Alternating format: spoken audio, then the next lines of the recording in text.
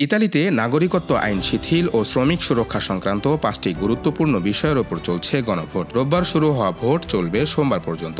নাগরিকত্বের নিয়ম সহজ করার প্রশ্নে এবারের গণভোট ইতালির অভিবাসী সমাজ, বিশেষ করে বাংলাদেশিদের মধ্যে ব্যাপক আগ্রহ ও আলোচনা তৈরি করেছে।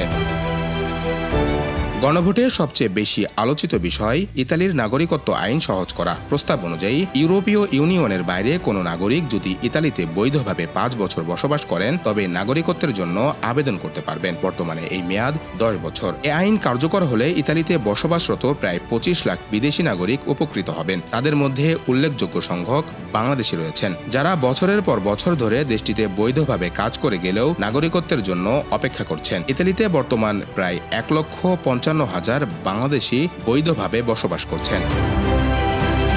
রোম, মিলান ও নেপোলির মতো শহরে বসবাসরত বাংলাদেশিদের মতে নাগরিকত্ব পাওয়া সহজ হলে তারা স্থায়ীভাবে ইতালিতে বসবাস ও কাজ করার সুযোগ পাবেন। এটি শুধু ব্যক্তিগত নিরাপত্তা নয়, বরং পরবর্তী প্রজন্মের জন্য শিক্ষা ও স্বাস্থ্যসেবার মতো মৌলিক সুযোগও নিশ্চিত করবে। তবে এই গণভোট তখনই কার্যকর হবে যদি মোট ভোটারের অন্তত 50% অংশগ্রহণ করে। ভোটার উপস্থিতি নিয়ে রয়েছে শঙ্কা, কারণ প্রধানমন্ত্রী জর্জিয়া মেলানি ও তার জোট এই প্রস্তাবের বিরোধিতা করেছে এবং সমর্থকদের ভোট কেন্দ্রে না যাওয়ার পরামর্শ দিয়েছেন। বিশ্লেষকরা বলছেন এটি একটি রাজনৈতিক কৌশল, যাতে গণভোটের বৈধতা প্রশ্নবিদ্ধ হয়, কারণ অধিকাংশ অভিবাসী বান্ধব নীতি সরকার বিরোধী অংশের উদ্যোগে এসেছে।